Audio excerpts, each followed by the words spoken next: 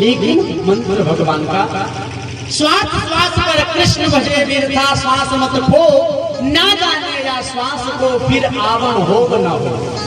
21,600 श्वास है, क्या पता आज हम श्वास ले पा रहे हैं, कल ले या ना ले। क्या भरोसा है, इस जिंदगी का साथ देती नहीं है किसी का। आज श्वास चल रही है, कल चले या ना चले पता नहीं है, इसलिए हर एक श्वास पर हमें परमात्मा का नाम लेना चाहिए। अब 21,600 श्वास है, 21,600 बार नहीं ले सकते, तो कम से कम 24 घंटे में 2100 बार भगवान का नाम जरूर जपना चाहिए। 2100 बार। मन को बस में करने का मार्ग देखना, इंद्रियों के ना घोड़े भगे। मन कब भटकेगा, अगर हमारी इंद्रियां इधर उधर भटकी तो हमारा मन भटकेगा। इसलिए नियम और संयम का चाबुक इंद्रियों को लगाए और अपने मन को सुमारक लगाते चलो। सही मार्ग पर मन को लेकर के चले, कृष्ण गोविंद गोपाल गाते चलो। यदि भगवान का नाम हम गाते रहे, भगवान का स्मरण हम करते रहे, तो मन धीरे धीरे हमारे बस में आ सकता है। मन यदि बस में आ गया तो मुक्ति कर तले स्थिता। हम अपनी मौत को अपने हाथों पर लेकर के आज भी घूम सकते हैं। सुखदेव जी ने यह परीक्षित को बतलाया। आदरणीय भगवान सुखदेव जी ने कहा, नारायण के ब्रह्मा, ब्रह्मा के मरीचि। नारायण एक बार का मन में विचार कर रहे, सारी सृष्टि में मैं अकेला हूं, तो क्यों ना मैं सृष्टि को बढ़ा दूं। तो नारायण ने अपने नाभि कमल से एक कमल उत्पन्न किया और उस कमल पर ब्रह्मा बाबा को प्रकट किया। ब्रह्मा बाबा ने सृष्टि बढ़ाने का मन में विचार किया, तो क्या किया, सनंदन, सनातन, सनत कुमार चारों भाइयों को जन्म दिया। सृष्टि को बढ़ाओ, चारों ने मना कर दिया। सप्त ऋषियों को प्रकट किया मन से, सृष्टि को बढ़ाओ, सातों ने मना कर दिया। नारद जी को प्रकट किया मन से, नारद जी से कहा सृष्टि को बढ़ाओ, नारद जी ने भी मना कर दिया। क्या किया जाए, भगवान नारायण का आदेश है कि सृष्टि को बढ़ाया जाए। भगवान ने अपने बोह से एक रुद्र नामक भगवान को उत्पन्न किया और रुद्र से कहा तुम सृष्टि को बढ़ाओ। तो रुद्र ने भूत प्रेत पिशाच शाकिनी डाकिनियों को बनाया। ब्रह्मा बाबा ने कहा रुद्र अपनी सृष्टि को रोको, मैंने तो तुम्हें जन कल्याण वाली सृष्टि के लिए कहा था, तुमने तो ये जन को संहार करने वाली सृष्टि उत्पन्न की है, सृष्टि को रोको। तब ब्रह्मा बाबा ने अपने ही शरीर से एक स्त्री और एक पुरुष को जन्म दिया, जिनका नाम मनु और सतरूपा। ब्रह्मा बाबा ने अपने शरीर से कोई जाति उत्पन्न नहीं की, ब्रह्मा बाबा ने अपने शरीर से कोई वर्ण उत्पन्न नहीं किया। ब्रह्मा बाबा ने अपने शरीर से केवल एक स्त्री और एक पुरुष को प्रकट किया। ये ब्राह्मण है, ये क्षत्रिय है, ये वैश्य है, ये शूद्र है, ये कुमार है, ये नाई है, ये राजपूत है, ये सब जातियां बाद में। पहले भगवान ने केवल एक मानव, स्त्री और पुरुष को प्रकट किया। जातियां बाद में वर्ण अनुसार, कर्म अनुसार बना दी गई। केवल पहले मानव प्रकट हुआ था, मानव को जन्म दिया था और ब्रह्मा बाबा ने कह दिया जाओ सृष्टि को बढ़ाओ। अब सृष्टि को बढ़ाने के लिए ब्रह्मा बाबा ने कहा, तो ब्रह्मा जी के मानस पुत्र नारद इत्यादि अनेक लोगों ने भ्रमण करते हुए आए। देखा मनु और सतरूपा को भगवान ने प्रकट किया है, ये सृष्टि को बढ़ाएंगे कैसे, देखें तो सही। तो ब्रह्मलोक से मानस पुत्र नारद ये दृश्य देख रहे हैं। मनु और सतरूपा अपनी संतानों को जन्म देने के लिए, प्रकट करने के लिए जब आए, तो देखा कि धरती नहीं है। धरती कहाँ चली गई? परीक्षित ने भगवान सुखदेव जी से प्रश्न किया, गुरुदेव जब मनु और सतरूपा अपने बेटा बेटी को जन्म देने के लिए आए तो धरती है नहीं, तो फिर धरती चली कहाँ गई, धरती को कौन ले गया? तो परीक्षित को भगवान सुखदेव जी ने बतलाया, एक दैत्य है जिसका नाम है हिरण्यकश्यप, हिरण्याक्ष। धरती को गेंद की भांति उठा करके रसातल में डूबो आया। परीक्षित ने पूछा भगवान वो दैत्य क्यों हो गया, इतना बड़ा दैत्य? हमने तो सुना है कि वो ब्राह्मण की संतान है, ऋषि की संतान है, फिर वो दैत्य क्यों हो गया? तो भगवान सुखदेव जी ने कहा कि उनकी पत्नी ने उनकी बात नहीं मानी, एक अपराध हो गया। उसी अपराध के कारण उन्हें राक्षस बनना पड़ा। तो परीक्षित ने पूछ लिया, गुरुदेव क्या अपराध हुआ? एक बार की बात, सूर्यास्त का समय था, दिन ढल रहा था। कश्यप ऋषि की 13 पत्नियां, मानसिक सृष्टि, धरती पर रहने वाली नहीं है, आकाश में चलने वाली है। कश्यप ऋषि की 13 पत्नी, 2 पत्नी श्रेष्ठ, दिति और अदिति। अदिति के देवता है, दिति के देवते हैं। अदिति के यहाँ पर देवताओं का जब जन्म हुआ तो दिति के मन में ईर्ष्या हुई कि मेरे पर कोई संतान नहीं है, तो क्यों ना मैं भी संतान प्राप्त करूं। तो अपने पति के पास जाकर के प्रार्थना की कि मुझे भी संतान की आवश्यकता है, संतान चाहिए। संध्या काल का समय था, सूर्यास्त हो रहा था। अपने पति से प्रार्थना की कि मुझे भी संतान चाहिए। तो कश्यप ऋषि ने निवेदन किया, देवी संतान प्राप्ति के लिए ये समय उचित नहीं है। और यहाँ भगवान सुखदेव जी राजा परीक्षित को बतला रहे थे कि अपने जीवन में प्राणी को कभी भी सूर्यास्त के समय 4 कार्य नहीं करने चाहिए। भोरिया पद्मा में कथा सुनने वाले कितने लोग यहाँ बैठे, हाथ खड़ा करेंगे? तनी तो फिर तो आप लोगों को पता होगा कि 4 कार्य कौन कौन से हैं। आपने भोरिया पद्मा में सुना था कि 4 कार्य सूर्यास्त के समय नहीं करना चाहिए। ध्यान दीजिएगा, सूर्यास्त के समय 4 कार्य जीवन में प्राणी को नहीं करना चाहिए। कौन कौन से 4 कार्य?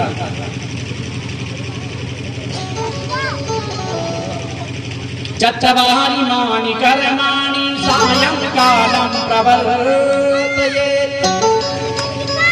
भोजनं मिथुनं सुप्तिं स्वाध्यायं च चतुर्थकम्।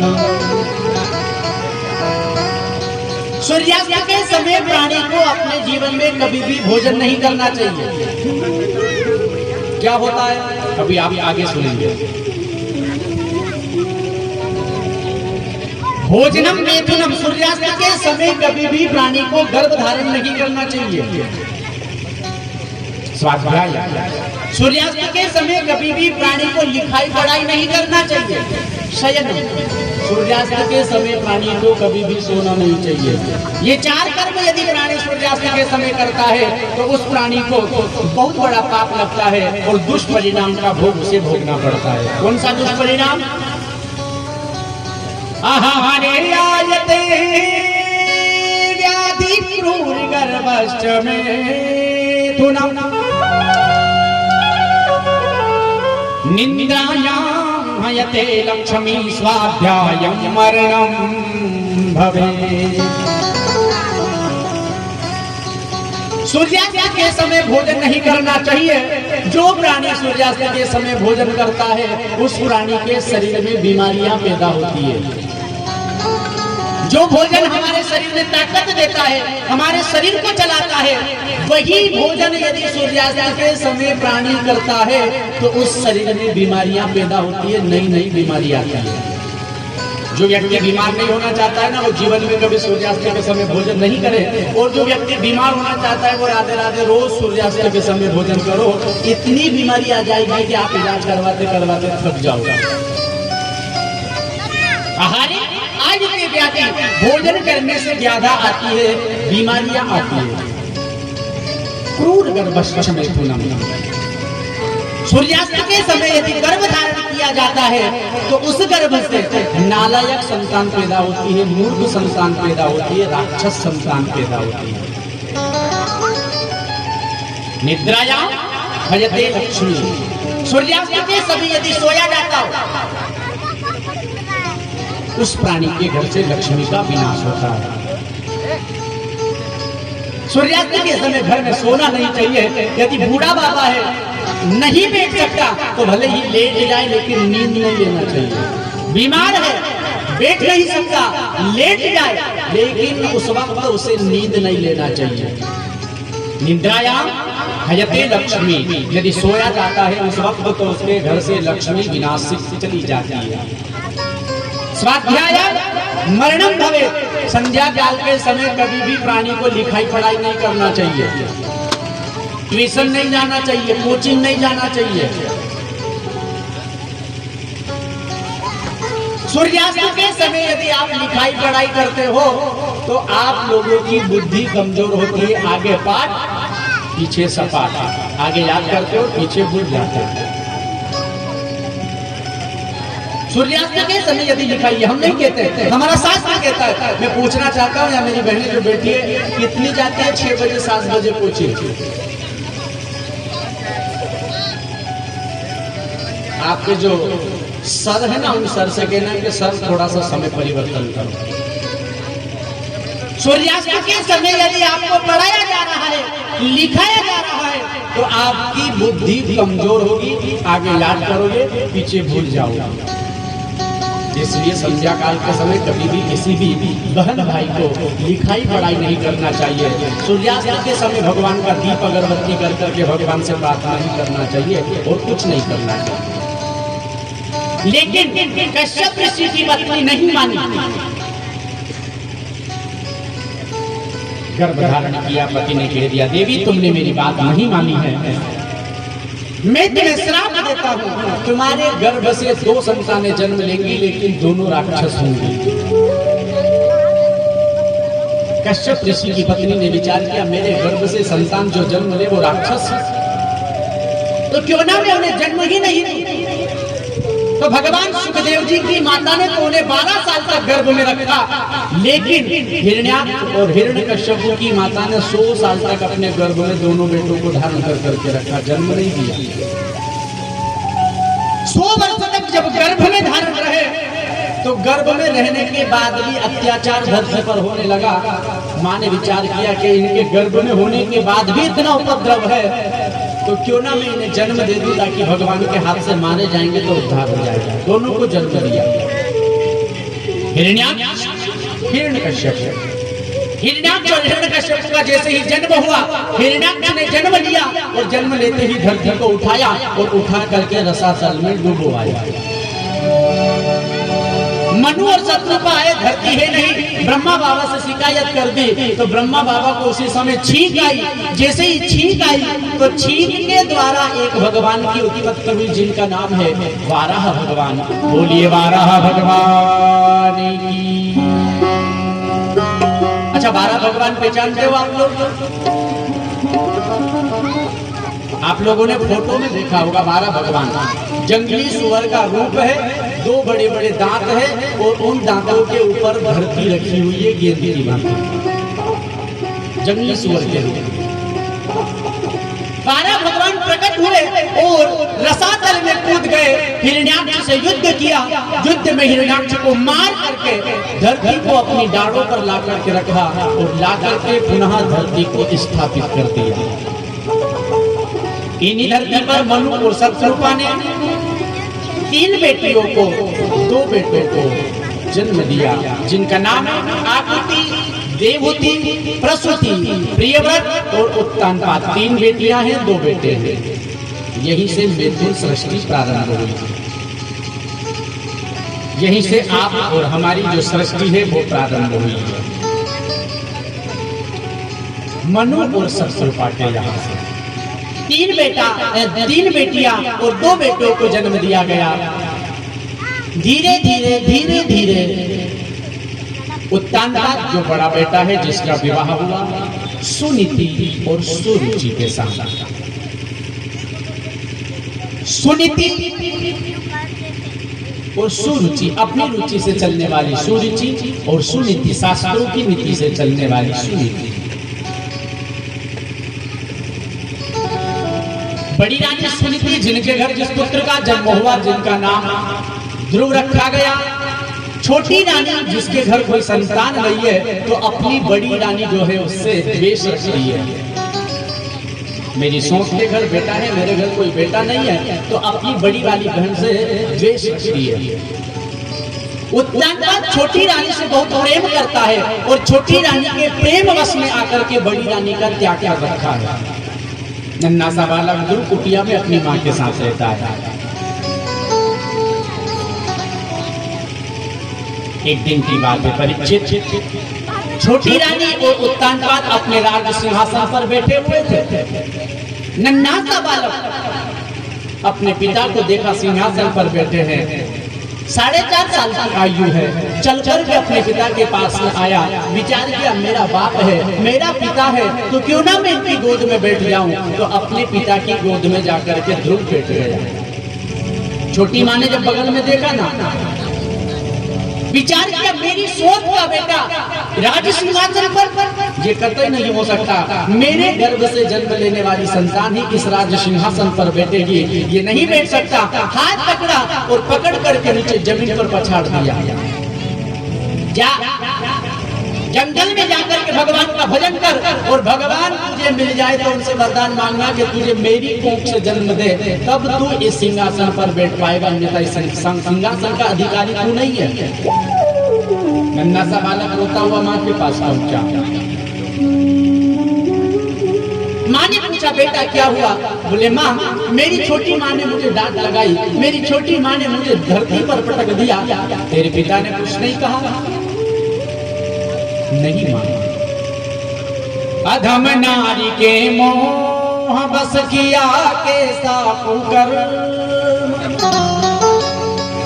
खोया दूसा लाल क्या यही पिता का धर्म। हे माँ, क्या बाप का ये धर्म होता है कि अपनी पत्नी के प्रेम में आकर के अपने संतान का त्याग कर दे? तेरे पिता ने कुछ भी नहीं कहा? बोले नहीं भैया। सुनकर बातें विष भरी रहे पिता भी मौन, कहूँ मैया अब जगत में मेरो अपनों को। माँ, मेरी माँ ने खरी खोटी सुनाई ना, तो भी मेरा बाप पलट करके उसे रोक नहीं सका, जवाब नहीं दे सका। अब तू ही बता, जब मेरा बाप मेरा नहीं हुआ तो संसार में रहने वाले ये लोग मेरे क्या होंगे? और साहब, शास्त्र में मानव के 5 पिता बताए हैं। मानव के जीवन में उसके 5 बाप होते हैं और 5 ही उसकी माँ होती है।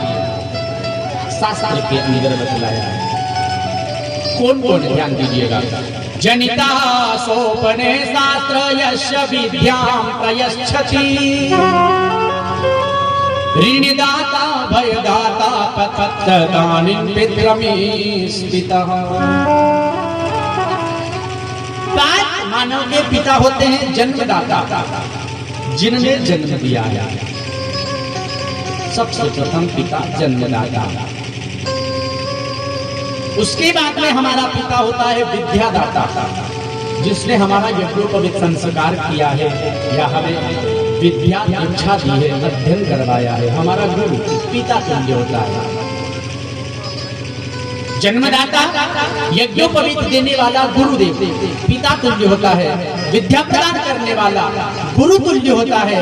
धन कर्जा देने वाला ऋणदाता, जिसने हमें रुपया उधार दिया है, धन उधार दिया है ना, वो भी हमारे बाप के तुल्य होता है। पैसा लेने के लिए वो आए, घबरा मत मेरे बाप तेरे पैसे नहीं खाएंगे, यही शब्द बोलते हैं। जो ऋण देता है, जो पैसा देता है, वो भी प्राणी बाप के समान माना जाता है शास्त्र के अंदर। भयदाता, जिससे डर लगता हो, जो डर से हमारी रक्षा करता हो, ऐसे प्राणी को भी पिता तुल्य माना जाता है। ऐसे प्राणी के जीवन में 5 पिता होते हैं। 5 माता, राजमाता, गुरु माता, मित्र माता तथैव च, पत्नी माता, निज माता, पंचेता मातरः स्मृतः। सबसे प्रथम राजमाता। हमारे नगर का जो राजा है, उसकी पत्नी जो है वो हमारी माता तुल्य होती है, राजमाता। राजमाता, गुरु माता, जिस गुरु ने हमें दीक्षा दी है, शिक्षा दी है, उन गुरु की जो पत्नी है हमारी माता तुल्य, माँ समान होती है, गुरु माता। तीसरे नंबर पर मित्र माता, जो हमारा मित्र है, उस मित्र की जो माँ है वो भी हमारी माता के समान होती है, हमारी माँ होती है।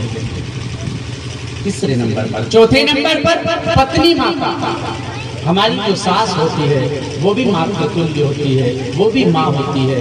और अंतिम में निज माता जिसने अपनी कोख से हमें जन्म लिया है वो हमारी 5वें नंबर की माता होती है। ये शास्त्र बतलाता है। आदरणीय भगवान सुखदेव जी ने राजा परीक्षित को बतलाया, हे परीक्षित, ध्रुव को जब छोटी माँ ने डांट दिया, अपनी माँ से जाकर के कहा, माँ से निवेदन किया, मैया मुझे मेरी माँ ने डांट दिया, पिता की गोद में बैठने नहीं दिया, कहा जंगल में जा भगवान का भजन कर। अब तू ही बता, जब मेरा बाप मेरा नहीं हुआ तो दुनिया में रहने वाले मेरे कौन होंगे? माँ ने कहा, बेटा तेरी माँ यदि तुझे कहीं और मार्ग बतलाती, कहीं और जाने को कहती तो मैं तुझे रोक लेती, लेकिन तेरी माँ ने जो तुझे मार्ग बतलाया है वो मार्ग भगवान को पाने का मार्ग है, इसलिए मैं तुझे नहीं रोकूंगी। तू जा और जंगल में जाकर के भगवान का भजन कर। भक्त ध्रुव जंगल में जाने लगे। माँ ने कहा, बेटा एक बात ध्यान रखना, संत नारद तुझे मिलेंगे और नारद यदि मिल गए तो समझ लेना तुझे भगवान मिल जाएंगे। चला जंगल में जब पहुंचा, संत नारद वेश बदल करके आए परीक्षा लेने के लिए। 4.5 साल की आयु। ध्रुव से कहा, बेटा कहाँ जा रहे हैं? हम भगवान को पाने जा रहे हैं। बेटा जंगल में भगवान नहीं मिलता, तू अपने घर चला जा। नेक छोटा सा बच्चा है, भगवान को कैसे पा पाएगा? तुझे कोई खा जाएगा, मार डालेगा। बोले नहीं भगवान, मैं भगवान को पाए बिना घर लौट करके जाने वाला नहीं। नारद जी ने देखा कि मटका पक्का हुआ है, कच्चा नहीं। चेला पक्का है, ये बिना परमात्मा के पाए बिना लौटने वाला नहीं है। तो मंत्र दे दिया, बेटा मैं तुझे एक मंत्र देता हूँ, उस मंत्र का तू स्मरण करना, जप करना, तुझे भगवान की प्राप्ति होगी। 12 मंत्र दे दिया। ओम नमो भगवते वासुदेवाय मंत्र दिया, प्रणाम किया। गुरु की करी परिक्रमा चरणन में श्रीनाम, मधुवन हरि की खोज को ध्रुव पहुँचे जा। वृंदावन यमुना के किनारे महावन में ध्रुव महाराज पहुंचे हैं और ध्रुव महाराज ने महावन में जाकर के भगवान की भक्ति करना प्रारंभ किया है और मंत्र जप रहे हैं। ओम नमो भगवते वासुदेवाय, ओम नमो भगवते वासुदेवाय, ओम नमो भगवते वासुदेवाय, ओम नमो भगवते वासुदेवाय। वासुदेवाय मेरो नंद नंदनाय, वासुदेवाय मेरो नंद नंदनाय, वासुदेवाय मेरो कृष्ण चंद्राय, वासुदेवाय मेरो कृष्ण चंद्राय।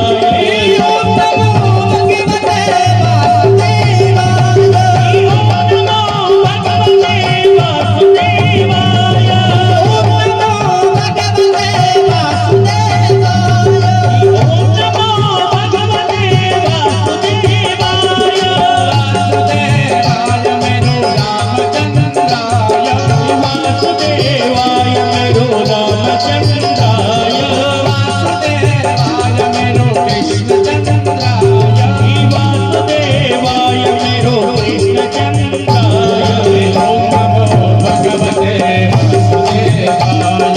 ओम नमो भगवते वासुदेवाय, ओम नमो भगवते वासुदेवाय, ओम नमो भगवते वासुदेवाय।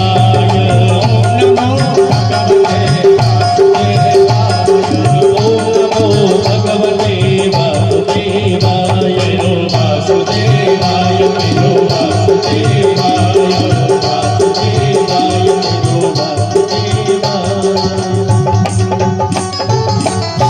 गोविंद भगवान की जय।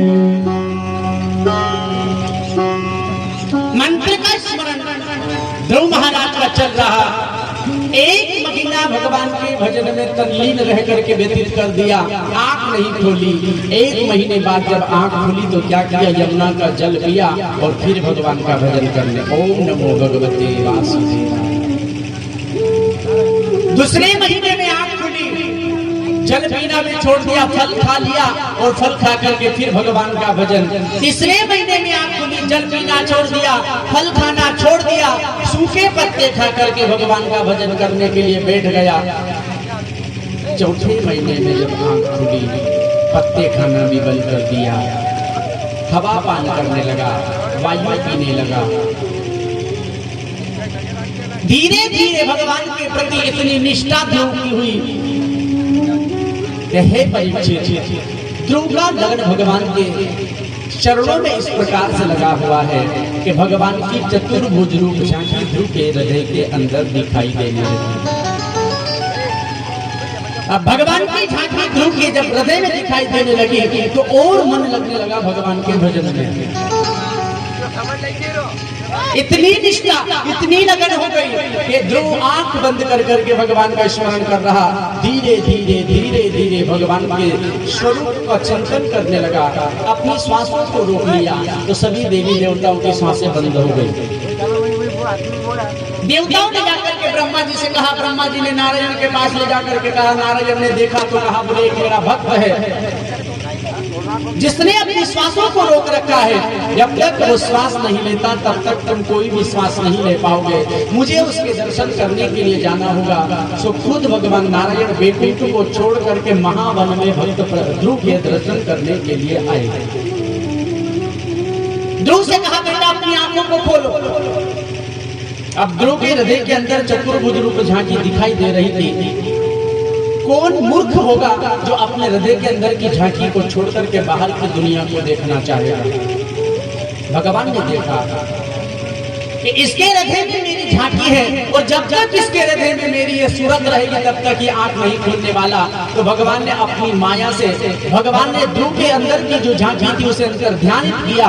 जैसे ही झांकी अंतर ध्यान हुई, ध्रुव घबराया और घबरा करके जैसे ही अपनी आंख खुली, जो झांकी हृदय के अंदर थी वही की वही झांकी सामने चरणों में गिर गया। भगवान आपके चरणों में प्रणाम।